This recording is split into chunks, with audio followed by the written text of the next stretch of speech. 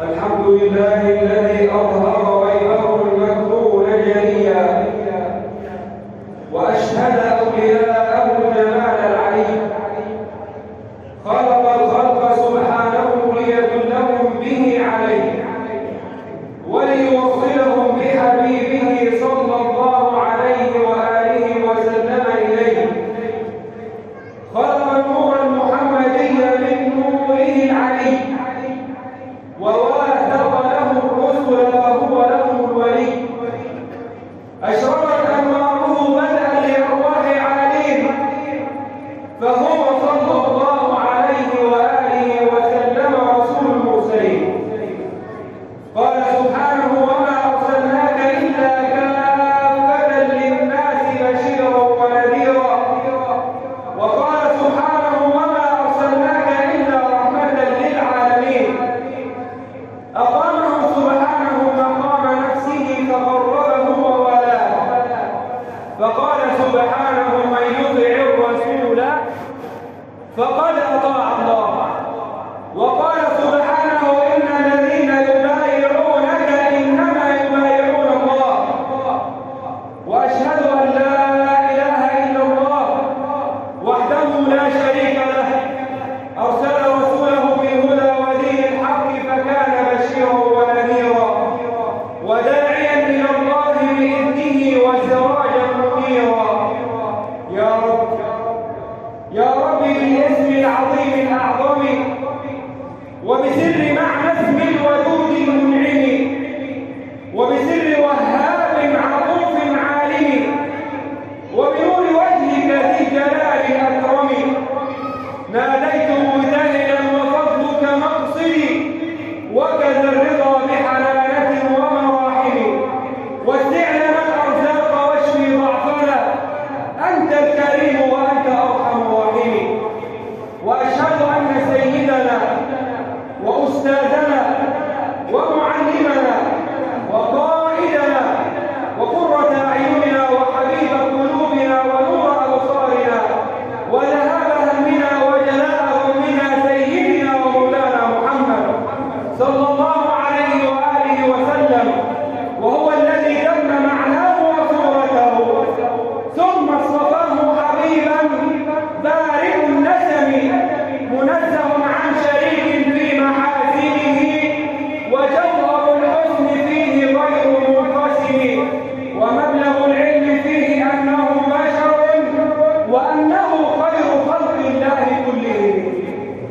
ورضي الله عن أهل بيته الطيبين الطاهرين أهل الصفا والوفا الذين اصطفاهم الحق فجعلهم من نسل خير الخلق سيدنا ومولانا محمد صلى الله عليه وآله وسلم.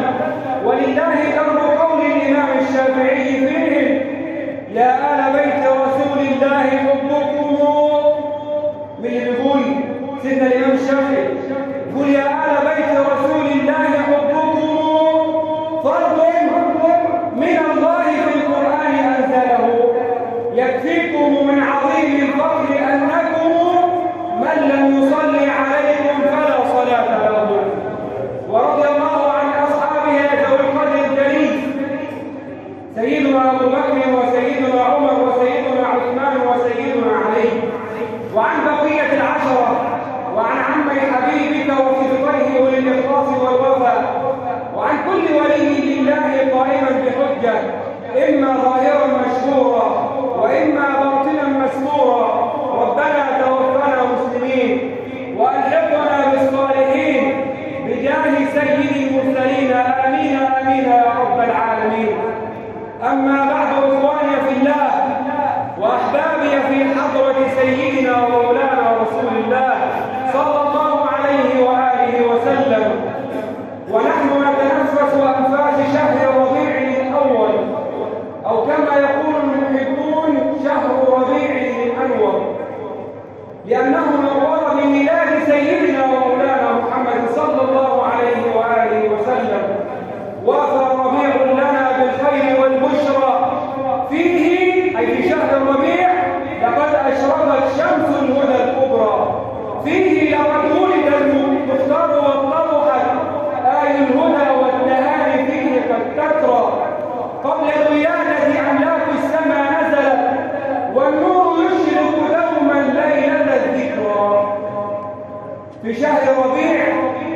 بميلاد المصطفى صلى الله عليه وآله وسلم حق للمؤمنين أن يفرحوا برسول الله صلى الله عليه وآله وسلم ويمتثلوا قول الحق سبحانه وتعالى عندما قال: قل بفضل الله وبرحمته فبذلك فليفرحوا هو خير مما يجمعون. فضل الله ورحمته هو سيدنا ومولانا رسول الله صلى الله عليه وآله وسلم الذي قال عن نفسه: إنما أنا رحمة مهداة ونعمة مزداة. وقال عنه الحق سبحانه وتعالى: وما أرسلناك إلا رحمة للعالمين. كان رسول الله صلى الله عليه وآله وسلم يعظم يوم مولده ويفرح بيوم ميلاده، ولذلك لما سئل عن صيام يوم الاثنين قال: ذلك يوم ولدت فيه. كان رسول الله صلى الله عليه وآله وسلم يحتفل بميلاده 48 مرة في السنة. كل أسبوع يوم الاثنين يصوم يوم الاثنين. ليه يا رسول الله صمت يوم الاثنين؟ قال: ذلك يوم ولدت فيه. الفرح برسول الله صلى الله عليه وآله وسلم ينفع حتى الكافر، ولذلك ورد أن سيدنا العباس رضي الله عنه وأرضاه رأى أخاه أبا لهب بعدما مات فقال له: يا أبا لهب، ما صنع الله بك؟ قال: أنا في نار معذب، ولكن كل يوم اثنين يخفف عني العذاب للفرح بالسرور بميلاد محمد بن أخي. هو فرح بيه ليه؟ عشان هو رسول الله؟ لا، عشان هو ابن أخوه، ومع ذلك يخفف عنه العذاب. ولذلك قال الإمام الحافظ شمس الدين الدمشقي، والحديث في صحيح البخاري، قال: إذا كان هذا كافرا جاء ذنبه وتبت يداه وفي الجحيم مخلدا، أتى أنه كل يوم اثنين دائما يخفف عنه العذاب للسرور بأحمد. فما الظن بالعبد الذي عاش طول حياته بأحمد مسرورا ومات واحدا؟ صلوا عليه وسلموا تسليما. ولذلك كان أصحاب رسول الله صلى الله عليه وآله وسلم أحوالهم مع رسول الله صلى الله عليه وآله وسلم عجيبة. الناظر إلى أحوال أصحاب رسول الله يجد منها العجب. ها هو الصديق وأبو بكر رضي الله عنه وأرضاه، المحب الفاني لحضرة سيدنا مولانا رسول الله، وهو في رحلة الهجرة يطلب النبي صلى الله عليه وآله وسلم من الصديق شربة لبن، فيأتي الصديق إلى النبي بشربة اللبن فيشرب النبي، فيقول الصديق رضي الله عنه: فشرب النبي حتى ارتويت. سيدنا النبي يشرب ومين اللي يرتوي؟ سيدنا الصديق أبو بكر رضي الله عنه وارضاه، من شدة حبه لرسول الله صلى الله عليه وآله وسلم. يتقدم الصديق يوما للصلاة وقد تأخر رسول الله صلى الله عليه وآله وسلم لأمر عظيم بين المسلمين، فلما تقدم الصديق وبدأ في صلاته جاء رسول الله وحضر إلى المسجد، فأحس الصديق بوجود رسول الله فأخذ يتأخر ويقدم النبي، فأمره النبي صلى الله عليه وآله وسلم: على مكانك وصلي يا أبا بكر. أمر من النبي صلى الله عليه وآله وسلم للصديق أبي بكر: على مكانك وصلي يا أبا بكر. لكن الصديق رضي الله عنه يحفظ الأدب بوجود رسول الله صلى الله عليه وآله وسلم، فتأخر وقدم النبي.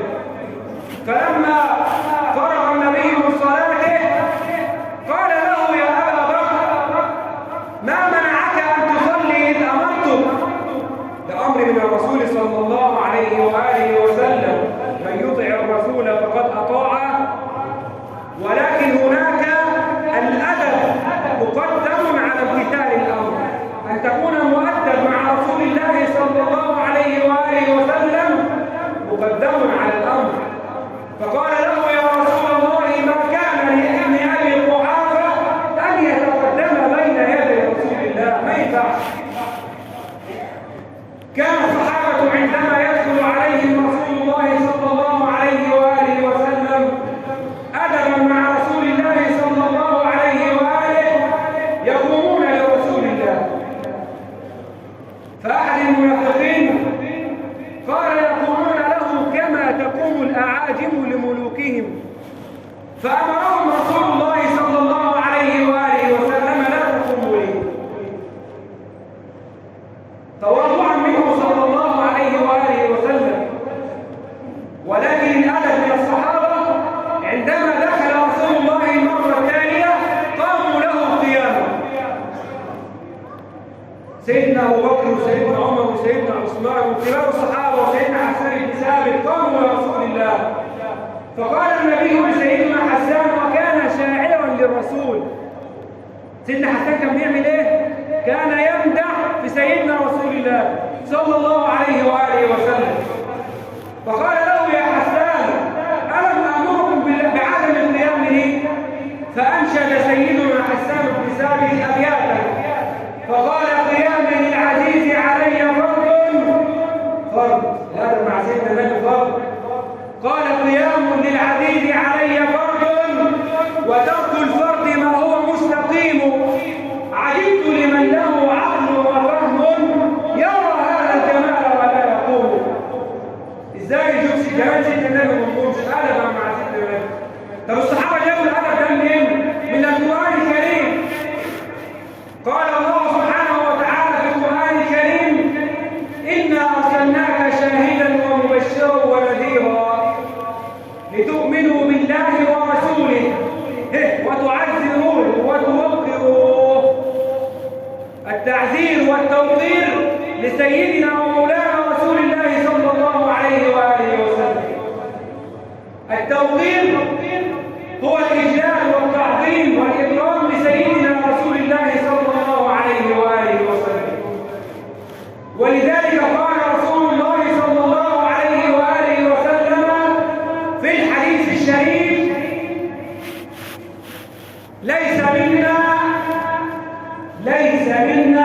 من لم يوقر كبيرنا ويرحم صغيرنا ويعطي لعالمنا حقه. صلى على سيدنا النبي. سيدنا رسول الله حط 3 قواعد في الحديث دول: توقير الكبير ورحمة الصغير وإعطاء العالم العامل حقه. ممكن حد من الناس يقول توقير الكبير يعني توقر الرجل الكبير، ماشي، ده معنى كويس. أما المخصوص بها في هذه الآية هو توقير سيدنا مولانا رسول الله، فهو صلى الله عليه وآله وسلم كبير العوالم. كبير ايه؟ كبير العوالم، وهو رحمة الله لجميع العوالم. ألم يقل الحق سبحانه وتعالى وما أرسلناك إلا رحمة للعالمين، ولم يكن رحمة للمسلمين، ولم يكن رحمة للإنس، ولم يكن رحمة للجن ولا الملائكة، بل قال رحمة للعالمين. فواجب على جميع العوالم أن توقر رسول الله، لأنه هو يرحمها بالله، رحمة الله سبحانه وتعالى لجميع العوالم. ولذلك رسول الله صلى الله عليه وآله وسلم كرمه رب العالمين، كرمه قبل خلق آدم في عالم الذر، عندما جمع جميع الأنبياء 124,000 نبي ورسول، جمعهم الله سبحانه وتعالى في مقام واحد وأخذ عليهم العهد والميثاق لرسول الله. فين ده مولانا؟ في القرآن الكريم. وإذ أخذ ربك ميثاق النبيين لما آتيتكم من كتاب وحكمة. ربنا يخاطب مين؟ النبيين. وإذ أخذ الله ميثاق النبيين لما آتيتكم من كتاب وحكمة ثم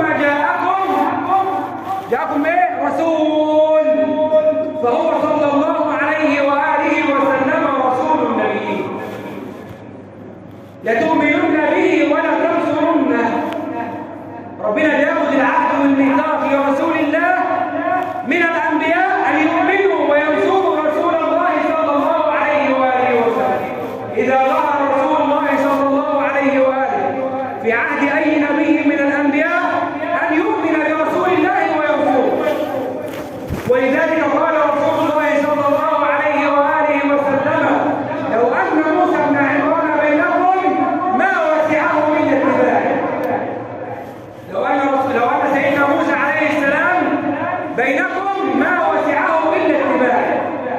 فهو صلى الله عليه وآله وسلم باب الدخول على الله، فلا دخول لنبي ولا لولي ولا لصالح على الله إلا من خلفه صلى الله عليه وآله وسلم. فقال صلى الله عليه وآله وسلم: أوحى إلي ربي لو سلك إلي الأنبياء كل طريق. صلوا عليه. لو سلك إلي الأنبياء كل طريق واستفتحوا علي كل باب ما فتحت لهم حتى يأتوا من خلفك يا محمد. لو سلك الأنبياء إلي كل طريق واستفتحوا علي كل باب ما فتحت لهم حتى يأتوا من خلفك يا حبيبي يا رسول الله. اللهم صل وسلم وبارك عليه وآله. وواجب علينا أن نوقر رسول الله وأن نحب رسول الله صلى الله عليه وآله وسلم. فحب رسول الله صلى الله عليه وآله وسلم فرض. يقول الحق سبحانه وتعالى في القرآن الكريم: جمع الحق سبحانه وتعالى محبوبات الدنيا، كل حاجة تحدث الدنيا جمعها مقابل حب الله ورسوله والجهاد في سبيله. فقال سبحانه وتعالى: قل إن كان آباؤكم وأبناؤكم وإخوانكم وأزواجكم وعشيرتكم وأموال اقترفتموها وتجارة تخشون كسادها ومساكن ترضونها أحب إليكم من الله ورسوله وجهاد في سبيله فتربصوا حتى يأتي الله بأمره والله لا يهدي القوم الفاسقين. من قدم واحدة من هذه المحبوبات على حب الله ورسوله حكم على نفسه بحكم الله أنه ضال فاسق. والله لا يهدي، ربنا مش هيحب ايه؟ هيبقى ضال. والله لا يهدي القوم الفاسقين. ولذلك قال رسول الله صلى الله عليه وآله وسلم في الحديث الصحيح: لا يؤمن أحدكم حتى أكون أحب إليه من ولده ووالده والناس أجمعين. لن يدخل في مقام الإيمان أحد إلا بحب سيدنا ومولانا رسول الله صلى الله عليه وآله وسلم. الدين إسلام، إيمان، إحسان، مقامات الدين. عشان تخرج من مقام الإسلام إلى مقام الإيمان بحبك لرسول الله صلى الله عليه وآله وسلم. ولذلك أمسك النبي صلى الله عليه وآله وسلم بيد سيدنا عمر بن الخطاب رضي الله عنه وأرضاه وقال له: يا عمر، لا يؤمن أحدكم حتى أكون أحب إليه من نفسه التي بين جنبيه. فسيدنا عمر قال له: يا رسول الله، لأنت أحب إلي من كل شيء إلا نفسي.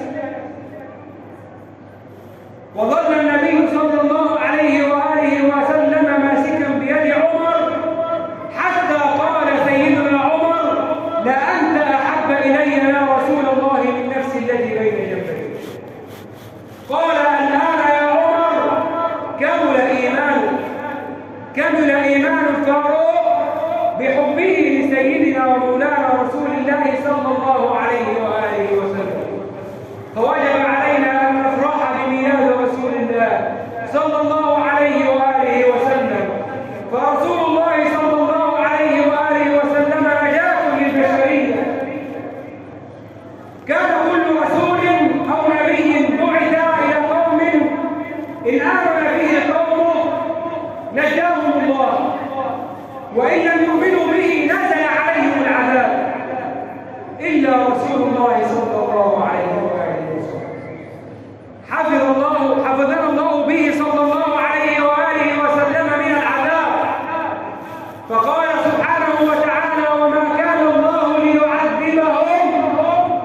كنت فيه.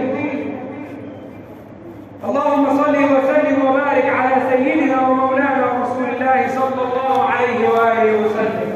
حبيب قلبي محمد. يقول العارف مادحا النبي صلى الله عليه وآله وسلم: حبيب قلبي محمد بالحسن والنور مفرد. مفرد صلى الله عليه وآله وسلم، مفرد في خلقه. قال الحق في الحديث القدسي: خلقت محمدا لذاتي. مفرد في الخلق ومفرد في الخلق. قال سبحانه وتعالى لحبيبه: وإنك لعلى خلق عظيم، ولم يكن لأحد غيره صلى الله عليه وآله وسلم. مفرد في المقام. قال الحق: عسى أن يبعثك ربك مقاما محمودا.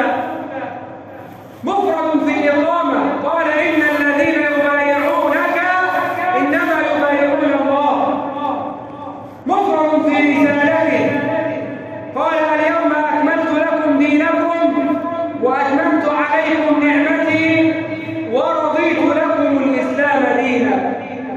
إفراد من الله سبحانه وتعالى لحبيبه ومصطفاه. عباد الله، البر لا يبلى والذنب لا ينسى والديان لا يموت، وعنه أنه قال: التائب من الذنب كمن لا ذنب لا خذعه.